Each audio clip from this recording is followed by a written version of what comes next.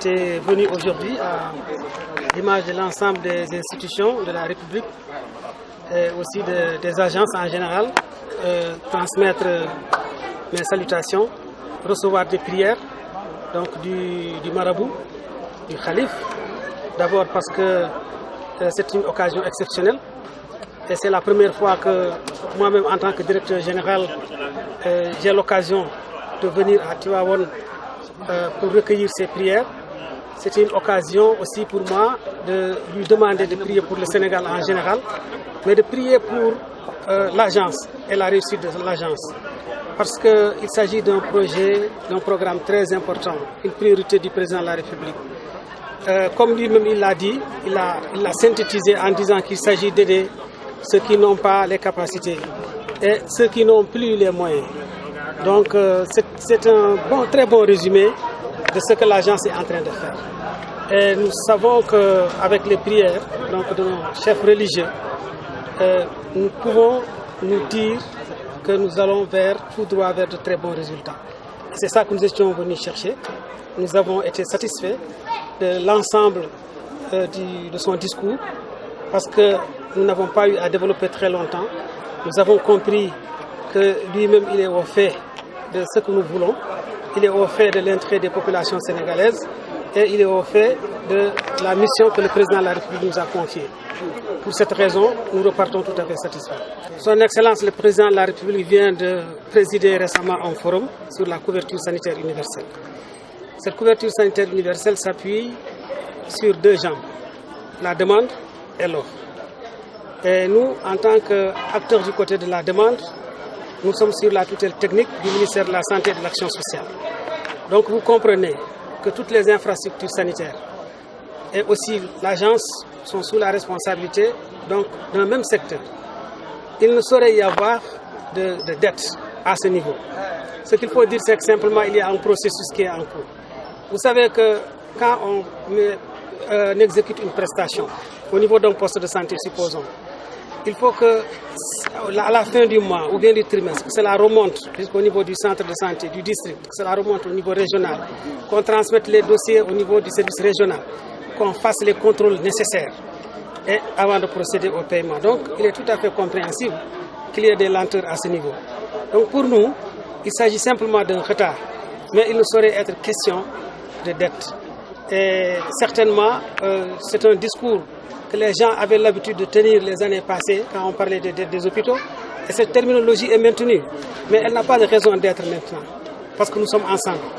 Et je pense aussi qu'on devrait faire des efforts pour améliorer, en tout cas la qualité des prestations, mais améliorer la qualité des facturations qu'on envoie. Ceci permettrait de diligenter les choses. On va traiter les factures, régler les rapports, régler le retard et aller de l'avant. C'est ça notre mission. Comme nous le savons, si nous faisons service ci poste de santé, il faut que nous ayons un centre de santé, un district, une région, un service régional, agence couverture maladie universelle, un niveau central. Nous devons faire des contrôles. Les contrôles sont un retard. Xam naa ni ci at yële passé ñu ngi doon wax ay dette hospitalière donc terminologie boobu la nit ñi jàpp mais en réalité amul dette retard dong la kon nag dinañ traité lépp danañu fexe ba ku nekk ci ñoom am li mu ci war a am mu bañ a am problème parce que ñun tamit su fekkente ni dañuy faj population dañuy fexe ba ñu bañ a am jafe-jafe pour dem ci structure de santé yi il faut que ñu jox structure de santé yi moyens yi nga xam ne da leen permettre ñu mun a jënd ay garab ñu mun a am hygiène bu ci war ñu mën a fay seen personnel et cetera loolu yëpp xam nañ ko te ñu ngi ci taxaw donc véritablement pour man loolu amul problème te dinañ ci ñëw incha allah. li ci des mooy que aussi gars yi war nañ góorgóorlu ba lépp li ñuy def ci facturation bi ñuy yónnee na fekk mu set parce que léeg-léeg sooy contrôler plus ngay gis ay affaire plus ngay gën a contrôler te muy gën a yéexal mbir mi.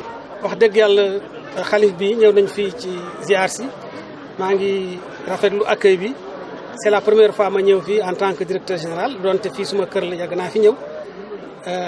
mais bi ñu ñëwee gis naa ñi daanaka xalifa bi moo ñu gën a xam liggéey bi ñuy def parce que def ko tënk mu naan ñi nga xam ni mënuñu ak ñi nga xam ni mënatuñu ñooñu la ñuy faj donc loolu lu am solo la tënk na lépp ci wolof ci lu gàtt. defe naa loolu discours boobu sax dañ koy emprunté defe naa suma gars yi war nañ ko enregistré bu baax a baax suñu demee ñu denk ko di ko def ci message yi loolu nag wane ni moom xam na li ñu bëgg xam nañ li président de la république li mu ñu sant ñaanal nañ ci te am na ci njort bu baax. nit ñëpp bëgg na noo wér. mais amuñu moyen pour wér. waaye amuñu moyen pour wér. wér. yàllaa koy joxe. waaye moyen bi nag. mooy sabablu bi. garab yi. cher na. bare na. te kenn wérul. kon bu yàlla tegee wér-gi-yaram ci sa loxo. jëlee na ci cëram. teg ci sa loxo. wér. yàlla rek moo koy defal jàmm. yàlla bu ci yaakaar tas. yàlla na ñépp wér. yàlla jàppale la.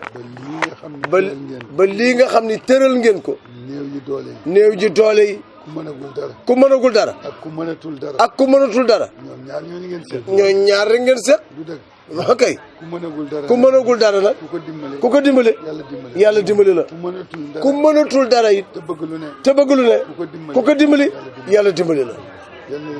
yàlla na leen yàlla dimbali. yàlla na leen yàlla dimbali. lii ngeen amee. yàlla na ci yàlla dugal loxo ndimbalam. mooy yi bare. nit ñi wér. lu ngeen dox. loola sotti. yàlla ko yàlla def. président mi ko teg seen loxo yi. président mi ko teg seen loxo yi.